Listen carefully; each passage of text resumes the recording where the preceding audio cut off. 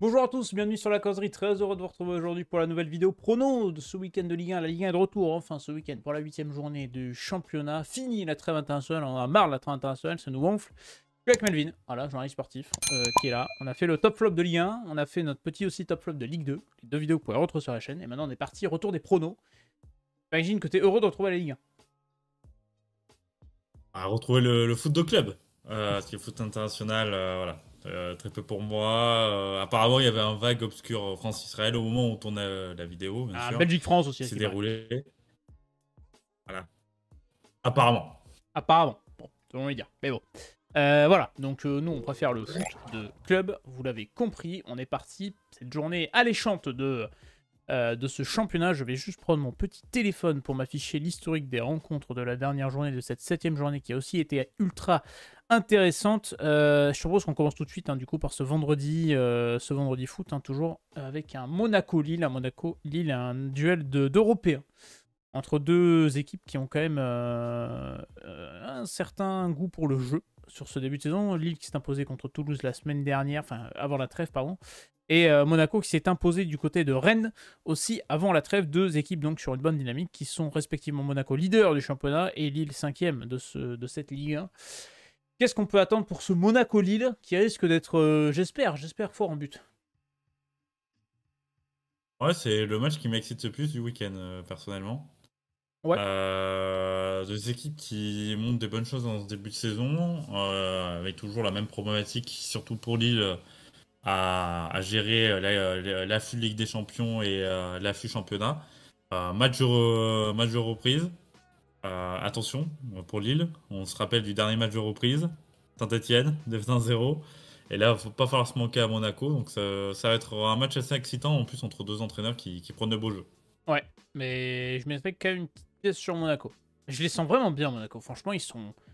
Je sais qu'à un moment, ça s'arrêtera et qu'ils vont perdre un match, parce que tu peux faire des saisons en gagnant tout le temps, c'est compliqué. Mais ouais, petite victoire monégasque, un petit 3-2. Ouais, je m'enflamme directement dès le début de vidéo, ça y est. Il perd 100 points. Est-ce que tu vois Monaco s'imposer ou est-ce que tu partirais sur match nul? Peut-être le LOSC qui fait la surprise. Ouais, non, je vais te suivre, victoire de Monaco. Pour moi, voilà, je Il y a reste plus sur de ma ligne de certitude quand même. conduite. C'est la seule équipe qui peut aller mettre en difficulté le PSG. Et je les vois frapper un grand coup dès ce vendredi contre lui. Et son contre Lille, peut-être un petit score à nous donner. C'est deux équipes qui apprécient dans notre top de Ligue 1. Allez, 2-0 pour Monaco. 2 € pour Monaco, c'est dit, adjugé, vendu. On enchaîne avec le samedi 17h, un derby breton. Pour enchaîner sur cette 8ème journée de Ligue 1, Brest reçoit Rennes dans un match important. Un Rennes qu'on a du mal à évaluer en ce début de saison, qui est très irrégulier. Julien Stéphan est vraiment sur la sellette, on peut le dire. Ça commence à être compliqué pour Julien Stéphan. Brest, est-ce que la trêve internationale a pas un peu coupé les jambes au stade brestois, qui est enchaîné bien avec la Ligue des Champions, avec la Ligue 1, ça a gagné, machin et tout. Est-ce que Brest peut se faire couper un peu les jambes? Est-ce que Rennes va réagir? Parce que Rennes va devoir vraiment prendre des points là. Là, c'est un peu le match des revanchards, hein, très clairement. Bon, Brest qui alterne le bon et le moins bon, et Rennes je répète, semaine après semaine, ne sait pas où ils vont. Ah oui, ben oui. C'est nos amis bretons. Donc ça sent compliqué, mais tu vois, je vais te surprendre parce que je vois la victoire de Rennes. Victoire À Rennes. Brest, Ah, il n'y a rien de mieux pour c'est un sauver peu sa le tête. match un peu piégeux, le traquenard. Il y a rien de mieux pour sauver sa tête qu'une victoire dans le derby. Pour Julien Stéphan, il est rennais. Ben moi, je vais jouer le match nul parce que je n'ai aucune idée de ce que va donner ce match. Je vais dire un petit 0-0. Voilà, match chiant. Bon, là, vous êtes assuré qu'il y aura 8 buts dans le match et qu'il y aura 4 partout. Hein, voilà. Dès que je dis qu'il y a un match chiant, il y a des buts. On enchaîne du coup sur le samedi à 19h, ce petit Saint-Etienne-Lens. Alors ça va être un match important. Saint-Etienne qui a retrouvé des couleurs avant la trêve quand même. Un match nul à Nantes et une victoire importante contre Auxerre dans la lutte pour le maintien. Ils se sont quand même donné un peu d'air les Stéphanois. Lens sort d'un match nul, 2 buts partout à Strasbourg. Il y a un gros problème de coup de pied arrêté à Lens. Ils ont pris 4 buts depuis le début de saison, ils ont pris 4 buts sur coup de pied arrêté, voilà, c'est simple. Donc à voir si Will Steele a réglé ce problème-là pendant la trêve. Réception pour Saint-Etienne du Racing Club de Lens. À domicile, il faut prendre des points pour les Verts. Est-ce que tu vois quand même Saint-Etienne faire le coup, gratter des points contre Lens, qui est quand même assez solide, hein, qui est très intéressant depuis le début de saison, hein. Oui, C'est un match assez compliqué à pronostiquer parce que ce Lens n'avance pas finalement. Et cette série incroyable de matchs nuls. Et Saint-Etienne est trop inconstant. Donc c'est vraiment un match très très compliqué à pronostiquer. Et je sais pas pourquoi. Je sens la journée des victoires à l'extérieur. Donc C'est le je Racing vais Club de aller Lens. chercher la victoire de Lens, la victoire de Lens à Saint-Etienne. Donc, t'avais bien la même chose contre Auxerre, donc contre Saint-Etienne gagnera 3 buts à 0. C'est un triplé de Zurico David Ajuillet. Celui-là, il m'a fait plaisir en tant que supporter bordelais de voir Zurico performer. Ben moi, je vais peut-être jouer, je vais aller le contre-temps. Et je vais aller sur la victoire stéphanoise, un petit 1-0. Voilà, la victoire 1-0. Pas forcément mérité dans le jeu parce que je pense qu'ils vont subir, mais j'aime bien ce qu'on propose Lens tout de même depuis le début de saison. Et on n'en parle pas beaucoup, mais ils sont quand même 6ème, ils ont quand même déjà 11 points. Ça, voilà, ça marque pas beaucoup, ça prend pas beaucoup de buts, on l'a dit sur. À chaque fois, on dit la même chose pour Lens à chaque fois. Mais allez, je vais prendre le risque et je vais dire c'est une victoire stéphanoise qui va profiter de la trêve pour encore une fois monter en puissance. Et il faut prendre des points à domicile pour les Verts pour aller assurer ce maintien rapidement. Enfin, rapidement, en tout cas, quand ils pourront. Mais je vois bien les Verts faire un petit coup, un petit 1-0 contre le Racing Club de Lens. Et on va enchaîner tout de suite sur le samedi 21h, le PSG qui va recevoir Strasbourg. Ça, c'est un match qui m'intéresse énormément, ce PSG-Strasbourg, parce que je pense que Strasbourg peut rentrer dans l'art au PSG et voir l'opposition entre le Strasbourg de Rossinor et le PSG de Luis Enrique est quand même un truc que j'attends. Et ça va être sympathique à suivre, je pense, comme rencontre. Je sais pas ce que t'en penses, ça peut être un match surprise. Ça peut. En fait, t'as deux scénarios possibles, véritablement complètement opposés. T'as le match totalement débridé. Ouais, Et t'as le match qui peut vite être pillé par le PSG. ouais. Et après un PSG en gestion. J'ai envie de voir si Strasbourg est capable de réitérer la performance qu'il avait fait contre l'OM, de s'élever au niveau des gros. Là, il n'y a pas plus gros, donc on va voir. Ça sera un vrai test pour les Strasbourgeois et pour leur projet. Mais pour ce match, je vois le PSG l'emporter voilà, assez facilement, malheureusement. Ah oui, en fait, tu sais très bien que Rossinor et Strasbourg vont pas renier leurs principes. Et donc tu te dis que bah en fait ça passe ou ça casse quoi. C'est-à-dire qu'ils peuvent complètement exploser et en prendre 4. Et d'un autre côté, ils peuvent aussi accrocher et gagner ou quoi. Donc c'est vrai que c'est vrai que ça m'intéresse ce match-là pour savoir un petit peu comment ça va évoluer, voir comment le PSG va surtout réagir face à l'intensité strasbourgeoise. C'est une équipe qui met énormément d'intensité, qui joue très haut, qui court beaucoup, qui fait énormément d'efforts. Tu peux le payer cash aussi parce que si tu as un problème d'alignement, un problème de transition, etc., Paris peut très bien exploiter les failles strasbourgeoises où c'est une équipe qui prend beaucoup de buts, Strasbourg. Donc je vais tuer sur la victoire du PSG, mais je vais mettre une. Je sais pas. Je vais dire. Allez, je dis 3-2, un match à but. Un match à but, victoire du PSG, mais je sais pas. Ouais, mais je suis intéressé par ce match-là quand même parce que je pense que ça peut être intéressant. On a fini le samedi, on passe au dimanche. Je dis 8ème journée, continuité de la 8ème journée. Dimanche 15h, Le Havre reçoit Lyon. Pareil, Lyon, c'est compliqué à évaluer, mais Lyon, tu sens que ça monte un peu en puissance quand même. Plus j'en ai passe, ça propose quand même des choses intéressantes. Voilà, ça sort d'une victoire contre Nantes, mais Nantes, malheureusement, j'ai l'impression que c'est un peu le chemin inverse. C'est que plus j'en ai passe, plus ça propose des choses intéressantes. Voilà, il y a quand même une montée en puissance quand tu vois l'OL première journée et l'OL 7ème journée. Maintenant, est-ce que la trêve va faire du bien à Pierre Sage ou pas? On verra ça.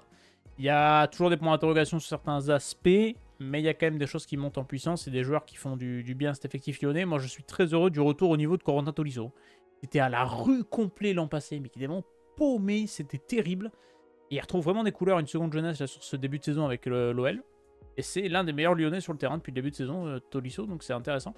Est-ce que tu vois Lyon tout de même faire le coup au Havre? Le Havre va falloir commencer à prendre des points. Enfin, je sais qu'on a répété ça dans la journée, mais il avait plutôt bien commencé. Déjà 15 buts encaissés par les Havrais sur ce début de saison. Attention. Ouais, mais attention au match piège de Oui. reprise pour Lyon qui va avoir en plus la Ligue Europa qui va pas. Il va arriver dans la foulée, la réception du Beşiktaş. Aussi, ouais. Ouais, c'est un match assez compliqué parce que Lyon, le souci c'est que Lyon est capable de se faire piéger par ce type d'équipe du Havre et allez, je vais aller pronostiquer un match nul. Je vois pas Lyon Ok. repartir avec 3 points du Stade Océane. Bah, c'est vrai que dans le jeu, il y a quand même quelques. Voilà, on l'a vu à Toulouse, c'était pas beau. On l'a vu contre Nantes, c'était quand même plus intéressant. Bah, si Nantes a vraiment eu du mal, mais ils ont quand même subi sur certains aspects, quand même, l'OL, mais sans prendre de but. Et ben, je vais jouer quand même la victoire de Lyon. Mais la victoire 1-0. Voilà. Je prends non plus la victoire exceptionnelle, mais je pense que ça va gagner. J'avoue que le Havre, je suis intéressé par le Havre quand même sur ce début de saison. Et il va falloir prendre des points. Et attention, alors je sais pas si c'est le même championnat entre le Havre et Lyon. Mais attention parce qu'ils peuvent se faire peur les Havrais. Mais je vais mettre Lyon, mais bon, sans grande conviction pour être très honnête. Une victoire 1-0 et puis on n'en parle plus. Et puis on enchaîne surtout sur un Toulouse-Angers. Alors là c'est un match de la peur. Toulouse barragiste, équipe la moins réaliste du championnat. Hein. Voilà, on a parlé dans notre top flop. Avec des stats, on a illustré ça. Toulouse est l'équipe qui a le moins d'efficacité offensive et le moins d'efficacité défensive du championnat, hein, tout simplement. Donc 16e barragiste affronte Angers, 18e qui n'a toujours pas gagné un match. Est-ce que c'est le moment pour Angers, toi qui as peur pour Toulouse, bon pour Angers d'enclencher une série au stadium? Là aussi, c'est compliqué. Parce que là, les deux peuvent perdre. Très, très clairement. Toulouse m'inquiète de plus en plus. Angers, c'est pas une question qui m'inquiète, c'est que Angers est malheureusement à leur place. Et tu vois, il faut être audacieux. Et je vais l'être. Je vais pronostiquer la victoire d'Angers au stadium. Les gens vont croire que t'es un hater de Toulouse. Jamais il les voit gagner. Ah non, non, absolument pas. Hein. Non, je rigole. Mais C'est juste que pour l'instant, je vois pas où est le projet toulousain. Mais... 3 défaites consécutives, c'est une première pour Carles Martinez-Noël à la tête du TEF. Et moi, je crois à la victoire de Toulouse. Je vais aller à l'opposé et je pense que Toulouse peut se relancer contre Angers. J'avoue que j'ai un peu le même constat que toi sur Angers. J'ai trop fait pour la Ligue 1 et on le sait, on l'a dit depuis le début de saison. Alors, ils vont bien gagner un match à un moment donné, tu me diras. Mais je vais aller à contre-coup et je me dis que Toulouse va aller confirmer ses dominations qui sont dans le match parce que Toulouse propose des choses très intéressantes dans le jeu. Mais pareil, à la finition, que ce soit efficacité défensive ou offensive, c'est nul par, c'est 0. Donc je crois que cette fois-ci, ils peuvent le gagner. Et vu qu'on n'a pas mis de match nul, il y aura forcément un match nul 0-0, hein, vu qu'on est très bon en pronom. Vous le savez, mais je crois en ce TEF là et je me dis qu'ils vont se donner un peu d'air contre Angers. Et qu'Angers ira chercher sa première victoire à domicile plus tard dans la saison. C'est peut-être trop tard même.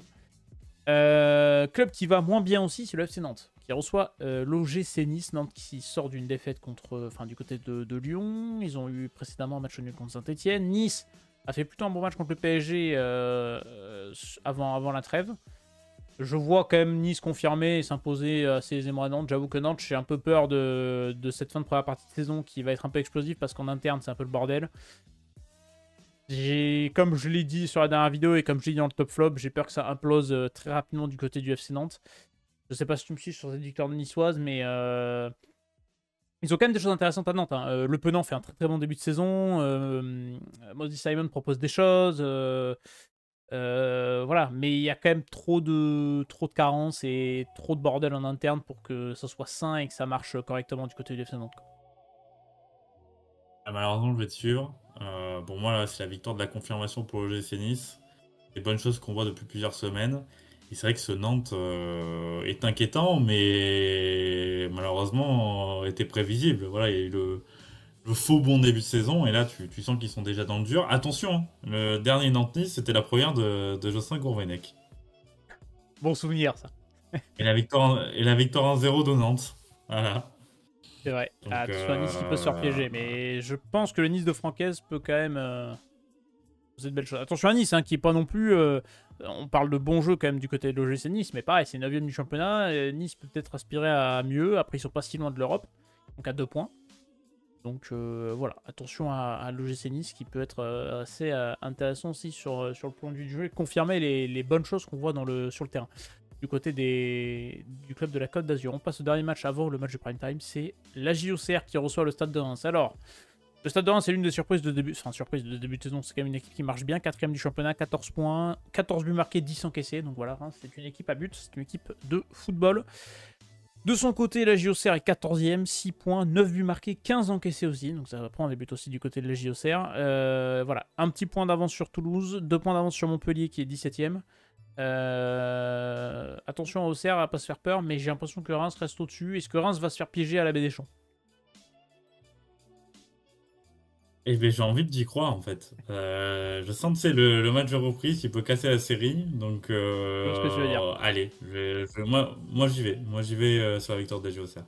Tu vas sur la victoire de la JOCR. Je vois totalement ce match-là qui vient de casser ta bonne série. La trêve qui tombe au pire moment pour Lucas Elsner. Et moi je vais jouer le match nul un partout. Voilà pour ça. Mais bon, c'est là où Reims va gagner 4-0 et on va tous faire la gueule.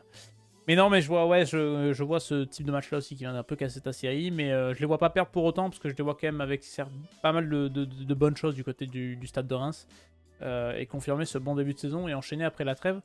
Un petit match nul à l'Auxerre, ça mange pas de pain, même si c'est ça peut-être 2 points de perdu pour les Rémois. Dernier match prime time, Montpellier est en prime time. 20h45, ils reçoivent l'Olympique de Marseille, qui va devoir se relancer, parce que Marseille, évidemment, c'est comment ça se passe à Marseille. Dès que ça va un peu moins bien, c'est compliqué. Défaite à Strasbourg le 29 septembre dernier. Match nul contre Angers le 4 octobre avant la trêve. C'était un peu inattendu. Et Marseille, surtout, va recevoir le PSG la semaine prochaine. Donc ça va être ce match-là contre Montpellier. C'est le match idéal pour se relancer, se redonner de la confiance avant la réception du PSG au Vélodrome, dans ce Classico. Est-ce que Montpellier sera la victime collatérale de tout ça, en fait? C'est ça la question. Et j'ai pas l'impression que Montpellier ait les armes pour rivaliser un petit peu. J'ai très très peur que Montpellier explose. Mais j'avais dit la même chose de Montpellier à Monaco, et finalement ils s'étaient bien sortis. Oui, mais ils avaient perdu. Oui, ils avaient quand même perdu. Mais je veux dire, ils n'avaient pas pris voilà. le 4-0 annoncé, quoi, ce que je veux dire. Voilà, je vais pas y aller sur un 4-0, mais je vois la victoire de l'OM. Ouais. La victoire de l'OM, le rebond de l'OM face à une bête blessée qui est Montpellier. Et peut-être la dernière de Michel Derzakarian à l'issue de ce match. Et après, j'ai envie de te dire, c'est pareil pour Julien Stéphan à Rennes, et on l'a pas abordé ça. Mais si tu perds là et que tu dois limoger ton entraîneur à la suite de ça, c'est le pire timing, juste après une trêve internationale pour virer un entraîneur. Tu te dis, si tu le fais avant la trêve, l'autre a le temps de t'installer, de mettre quand même quelque chose en place, t'as 2 semaines tranquille, machin et tout. Là, tu le sors sorti de trêve, c'est quand même le pire timing, mais oui, ça peut totalement être la dernière de sa carrière. Oui, c'est avec le français, c'est bien. C'est vrai. Voilà. Et c'est Laurent Nicolin qui a donné une interview à la Provence, je sais plus où il a donné l'interview, où il a dit qu'il jouait contre le futur champion de France. Midi Libre. À Midi Libre, oui. Je crois que c'était au Midi Libre. Ouais, où il dit que l'OM sera le futur champion de France. Alors, est-ce que c'était un peu ironique ou est-ce que c'est des convictions? Bon, en tout cas, ce qui est sûr, c'est que Montpellier sera peut-être un futur club de Ligue 2, mais pas un futur champion de France. C'est très compliqué pour Montpellier. L'effectif, pour moi, voilà, n'a pas été bonifié. Le mercato, voilà, t'as rien fait. T'as des joueurs, tu sens qu'ils sont en instance de départ. Joris Chotard, tu sens que cet hiver, ça sera inéluctable son départ. T'as déjà activé des leviers et j'aimerais pas être dans la tête du groupe montpelliérain. Le déclassement de Benjamin Lecomte, ainsi que celui de Jordan Ferry, j'aimerais bien voir la réaction du groupe aussi. Et c'est compliqué. Vraiment, Montpellier, j'ai vraiment très peur pour eux cette saison. J'ai l'impression que tu as activé les leviers trop tôt et que derrière tu n'auras plus rien à activer si ça marche pas. Et j'ai peur que tu prennes un 3-0 contre Marseille en fait et que ça explose. Après, ils vont peut-être nous surprendre à la maison. Voilà, ça va être à voir s'ils vont réagir. Mais en fait, j'ai l'impression que l'OM de De Zerbi, c'est peut-être le pire adversaire que tu peux prendre pour Montpellier parce que c'est une équipe qui joue, qui mène l'intensité, qui a beaucoup de mouvements, beaucoup de déséquilibres, etc. Et c'est peut-être ce que Montpellier va pas aimer. Après, d'un autre côté, l'avantage de Derzakarian, c'est qu'il va jouer contre une équipe qui aime avoir le ballon, donc lui, il n'y a pas besoin de l'avoir. Et pour le coup, c'est là où Montpellier est le meilleur, c'est quand il faut défendre et verrouiller. Même si ça a pris beaucoup de buts depuis le début de saison, mais je vois pas Montpellier faire le jeu. Donc, et jouer par coup, ça peut être intéressant pour Montpellier, donc c'est pas non plus jouer d'avance, sachant que l'OM est un peu en crise de confiance ces derniers temps. Donc à voir, mais j'avoue que moi je vois l'OM se relancer parfaitement pour arriver au Classico voilà, avec une confiance retrouvée pour les Marseillais et peut-être faire un coup contre le PSG, à voir. On en parlera la semaine prochaine. Et surtout, on a parlé de Montpellier dans le top flop. Voilà, on est plus rentré dans le détail pour le club montpelliérain et pour tous ces autres clubs de Ligue 1. Donc voilà, si la vidéo vous a plu, vous pouvez vous abonner, liker. Nous dire vos pronos en commentaire pour cette journée de Ligue 1 qui est très intéressante, cette reprise, retour de trêve international, donc évidemment les dynamiques seront peut-être inchangées mais peut-être aussi complètement balayées. Et nous, bah, écoutez, on va se retrouver très prochainement. On a la vidéo Ligue 2 qui est sortie, la vidéo Ligue 1, vous avez la vidéo Top 14 aussi également à retrouver pour du rugby, pour ceux qui aiment le rugby. Et puis nous, on va se retrouver du coup la semaine prochaine pour un pronostic alléchant, notamment avec un classico au prime time. Un Marseille-PSG, vous pouvez déjà commencer à faire vos petits pronos pour le Marseille-PSG de la semaine prochaine, parce que ça, on va en parler, donner votre avis en commentaire, on essaiera de sélectionner des commentaires s'il y a des choses intéressantes. Mais vous êtes intéressants, donc ne vous inquiétez pas sur ça. Nous, on se retrouve très prochainement. On vous souhaite un très bon week-end de foot. Ciao tout le monde.